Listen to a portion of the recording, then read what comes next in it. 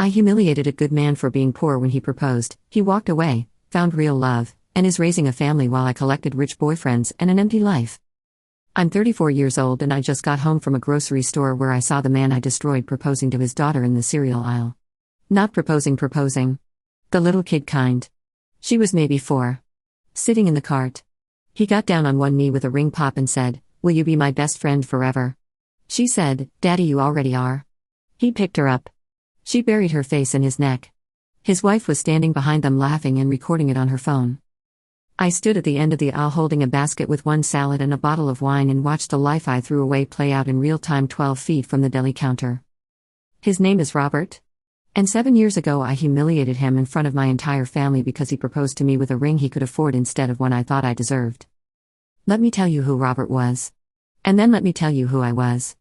And then let me tell you what I did and why I'm sitting in a one-bedroom apartment on a Tuesday night writing this instead of living in the life that man would have given me if I hadn't been so aggressively, pathetically, irreversibly stupid. I met Robert when I was 25. He was 27. I was working as an account coordinator at a marketing firm. He was a maintenance technician at a hospital. That's the job. He fixed things. HVAC systems. Plumbing. Electrical. He wore a uniform to work with his name stitched on the front. He drove a 2011 Honda Civic with a dent in the passenger door. He lived in a one-bedroom apartment in a complex with a broken gate that never got fixed, which he thought was hilarious because fixing things was literally his job. He wasn't rich. He wasn't flashy. He didn't take me to expensive restaurants or buy me designer bags or post about our relationship online. What he did was show up. Every single time.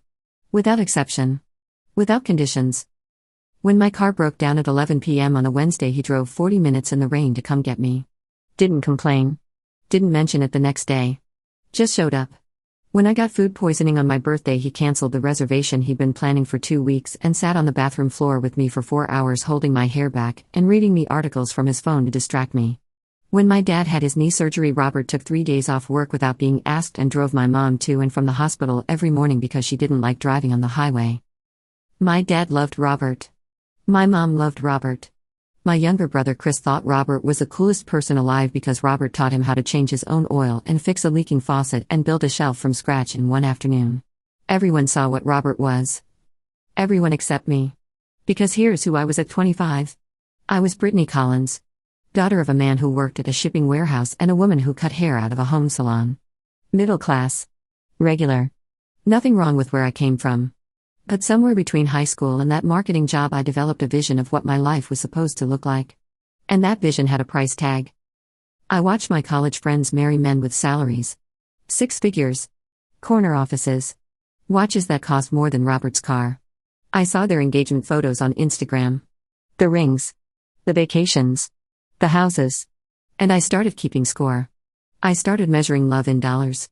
Not on purpose. Not consciously. It crept in the way mold creeps into a wall. Slow. Invisible. Until one day the whole structure is compromised and you don't even know it. My friend Tessa was the worst influence I could have had at the worst possible time. Tessa married a financial consultant named Gavin when she was 24. Big wedding. Destination honeymoon. House in the suburbs within a year. She never said anything directly about Robert. She didn't have to. She'd just show me her new kitchen and say, "Gavin surprised me." Or she'd casually mention their trip to Santorini while I was telling her about the movie Robert and I watched on his couch. She never said, "You can do better." She said it with her eyebrows. With her silence.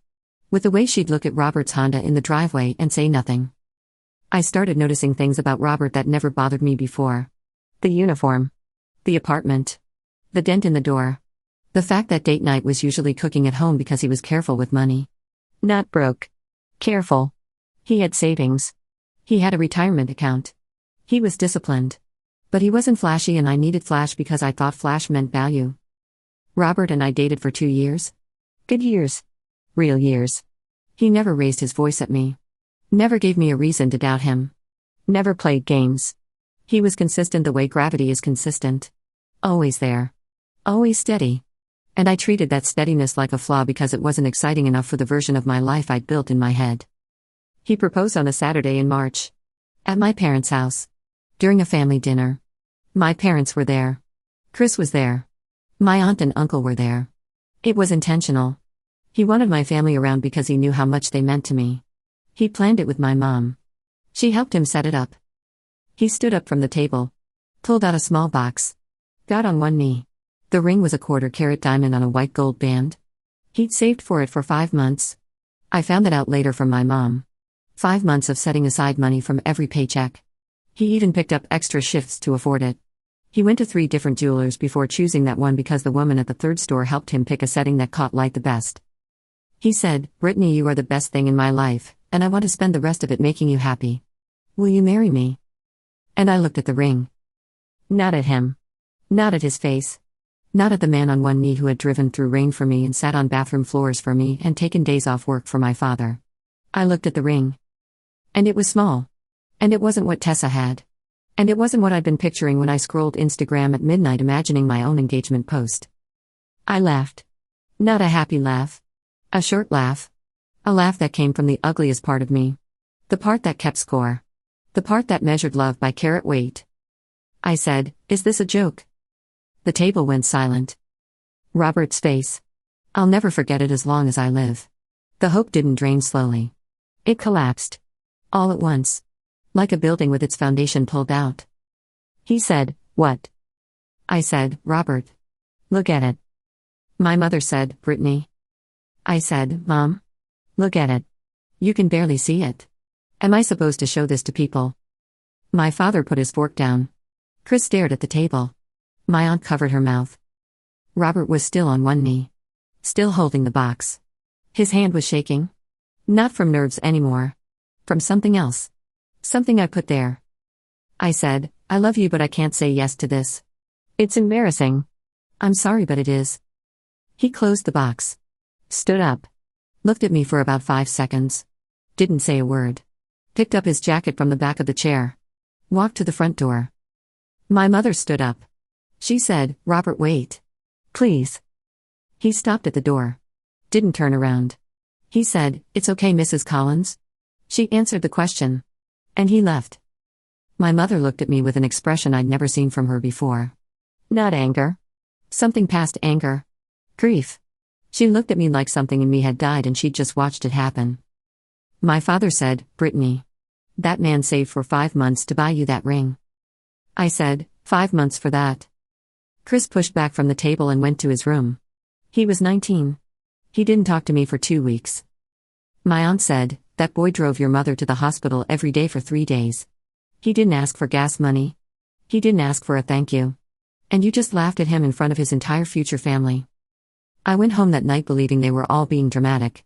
That they'd understand once I explained. Robert could get a better ring. Save more.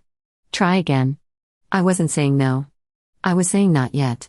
Not like this. I texted Robert that night. I said, "I'm sorry for how I reacted but I need you to understand where I'm coming from. We can talk about this." He didn't respond. I texted again the next morning. Nothing. Called. Straight to voicemail. 3 days later I drove to his apartment. His car wasn't there. I knocked anyway. His neighbor came out and said, "You looking for Robert?" I said yeah. The neighbor said, "He moved out yesterday. Took everything in one trip." One trip. His whole life fit in one trip. Because he didn't accumulate things. He accumulated moments. He accumulated people. And I told him his accumulation wasn't enough. I called my mom. I said, "Where did he go?" She said, "I don't know. And even if I did I wouldn't tell you." She said, "That man loved you more than you'll ever understand. And you laughed at him on his knee. In my house. At my dinner table. I raised you better than that, Brittany." But apparently it didn't take. That was the first time my mother ever said she was disappointed in me. Not mad. Disappointed. There's a difference. Mad fades. Disappointment just sits there. Like furniture you can't move. 3 months after the proposal. No contact from Robert. He changed his number. Deleted his social media. Completely gone. Like I dreamed him. I started dating again. Fast. Aggressive. I treated it like a correction. Like Robert was the mistake and now I was fixing it. First was Brett. 31. Finance. BMW. Nice watch. Took me to a steakhouse on the first date where the menu didn't have prices. He talked about himself for 2 hours straight. When I told him about my job he said, "That's cute. We dated for 3 months. He cheated on me with a woman from his gym. I found out from her Instagram story. She tagged him at brunch the morning after he told me he was visiting his parents. Second was Patrick. 33. Real estate developer. Condo downtown. Rooftop pool. He bought me a necklace on the second date. $300. I thought, this is what I've been missing. We dated for 5 months. He borrowed $4,000 from me in month 4. Said it was a short-term cash flow thing. I never saw it again. Stopped returning my calls after I asked for it the 3rd time. Third was Spencer. 35. Surgeon. The jackpot. I thought. He drove a Porsche. Owned a house. Had a boat he kept at a marina. We dated for 7 months. The longest since Robert. He was charming. Confident. Well-dressed. Took me to events where people wore name tags and shook hands with both hands. He also screamed at waiters. Cut me off mid-sentence regularly. Told me once that my apartment was depressing and I should move somewhere that matched the woman he was trying to build me into. I stayed because the Instagram photos looked perfect. Because Tessa said, he's a catch. Because on paper he was everything I thought I wanted. He broke up with me over text. 2 sentences. I've met someone who aligns better with where I'm going. Best of luck. 7 months. 2 sentences. I sat on my bed that night and scrolled through his Instagram. He'd already posted with a new woman. Blonde. Tall. Younger. A dermatologist. They looked perfect together. The way I wanted to look with someone. The way Robert and I never looked to the outside world but felt on the inside. That thought hit me at 2 a.m. Robert and I never looked like much. But we felt like everything. I ignored it. Kept going. 4th was Mitchell. Venture capital. Smooth. Charming. 2 dates and he asked me what my credit score was. I thought he was joking. He wasn't. He explained that financial compatibility was important to him. Then he asked if I had any debt. I said a little. He said, define a little. I said $8,000 from a credit card. He said, that's not a little. There wasn't a 3rd date. Between Brett and Mitchell I spent 2 years collecting men who looked good in photos and made me feel empty in person. Each one was richer than Robert. Each one was less present than Robert. Each one reminded me in a different way that the thing I thought I wanted was not the thing I needed. But I kept going. Because admitting I was wrong about Robert meant admitting I was wrong about myself. And I wasn't ready for that. Then Tessa's marriage fell apart. Month 18 of my dating marathon. Gavin, the financial consultant, had been having an affair with a colleague for 2 years. Tessa found emails. Confronted him. He denied it. She found hotel receipts. He admitted it. Filed for divorce. Tessa called me crying. She said, I thought I had everything. The house. The kitchen. The ring. And it meant nothing. He was lying the entire time. None of it was real. I listened. I said the right things. I held her hand. But inside something cracked. Because Tessa's life was the blueprint I'd been chasing. And the blueprint was a fraud. Her husband had the salary. The house. The destination honeymoon. And he was a liar. Robert had a Honda Civic with a dent in the door. And he was the most honest person I'd ever met. Year 3 after the proposal. I was 28. Single. Tired. Not tired of dating. Tired of myself. Tired of the voice in my head that measured men by their tax bracket. Tired of chasing a feeling that luxury was supposed to provide but never did. I called my brother Chris. We'd rebuilt some of the relationship but it was different. He was guarded with me in a way he never was before. I said, how are you? He said, good. Working. I said, how's everything else? He said, fine. Then I said, do you ever hear from Robert? Long pause. He said, why? I said, I think about him sometimes. He said, Brittany. I'm going to tell you something and I need you to hear it. Robert came over to my apartment 2 days after you laughed at his ring. He sat on my couch and cried. I've never seen a grown man cry like that. He wasn't crying because you said no. He was crying because you laughed. He said, she laughed at me, Chris. In front of everyone. He said, I worked overtime for 5 months. I went to 3 different stores. I thought she'd love it because it came from me. And she laughed. Chris said, I sat there and I didn't know what to say. Because my own sister did that to the best person I've ever known. And I couldn't defend you. Because there was no defense. I couldn't speak. Chris said, he asked me not to hate you. That was the last thing he said before he left. Don't hate your sister. She just wanted something I couldn't give her. He was protecting you. While he was broken, he was still protecting you. I hung up. I sat on the bathroom floor. The same bathroom floor Robert once sat on with me for 4 hours reading articles off his phone. I sat there alone. Year 4. I quit the dating apps. Quit the search. Went to therapy. First session, the therapist asked what I wanted. I said, I want to stop destroying good things. She said, can you give me an example? I told her about Robert. All of it. The proposal. The laugh. The ring. The face. The door closing. The neighbor saying he moved out in one trip. She said, what was the ring worth? I said, I don't know. Maybe $800. Maybe less. She said, and what did the ring represent? I said, 5 months of overtime shifts. 3 different jewelers. A man who wanted to spend his life with me. She said, so the ring was worth 5 months of someone's life and you called it embarrassing. I didn't go back to therapy for 3 weeks after that. Not because she was wrong. Because she was right and I couldn't sit in it yet. Year 5. I was 30. Working at the same firm. Higher title. Better pay. Nice apartment. Good car. On paper my life looked like what I wanted at 25. And it felt like nothing. Empty rooms. Quiet mornings. Nobody to call when something funny happened. Nobody sitting on the kitchen floor with me at midnight eating takeout from containers. My mom and I had dinner one night. She said, you know your dad proposed to me with a ring from a pawn shop. I said, I know. She said, you know what I saw when he opened that box? I saw a man who walked into a store with everything he had and walked out with the best thing he could afford. And I thought, that's what love looks like. It looks like someone giving you everything they've got. Not everything you want. Everything they've got. She said, Robert gave you everything he had. And you told him it wasn't enough. In front of the people who loved him most. I said, I know, Mom. She said, do you? Because knowing and understanding are 2 different things. And I'm not sure you've crossed that line yet. Year 6. I heard about Robert from Chris. Not because I asked.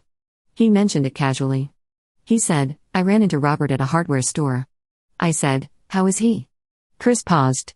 He said, he's good. He's really good. He's engaged. My chest. It just compressed. Chris said, her name is Nadia. She's a school counselor. They've been together about 2 years. He seems happy. Like genuinely happy. Not performing it. Living it. I said, that's good. I'm happy for him. I was not happy for him. I was gutted. Not because he'd moved on. Because he'd found what I threw away. Someone who saw him. Not his paycheck. Him. Chris said, you know what he told me at the hardware store? He said, I almost gave up after Brittany. I almost decided I wasn't enough. But then I met someone who made me feel like I was more than enough. And I stopped trying to prove anything. I almost decided I wasn't enough. That's what I did to him. I didn't just reject a ring. I made a man question his own value. A man who drove in the rain. Who sat on bathroom floors. Who drove my mother to the hospital. Who taught my brother to build things with his hands. I made that man wonder if he was enough. Year 7. The grocery store. Last Tuesday. I wasn't looking for him. I was buying dinner for one the way I do every Tuesday. Salad. Wine. Maybe soup if I'm feeling ambitious. I turned the corner into the cereal aisle and there he was. He looked good. Filled out a little. Same face. Same calm energy. He was wearing a plain t-shirt and jeans and sneakers and he looked like the most put-together man in the building. His daughter was in the cart. Brown hair. Big eyes. Kicking her feet against the metal. Happy. The kind of happy that comes from being safe and loved and never having to question either. He got on one knee. Pulled out a ring pop from his pocket. She squealed. He said, will you be my best friend forever? She said, Daddy, you already are.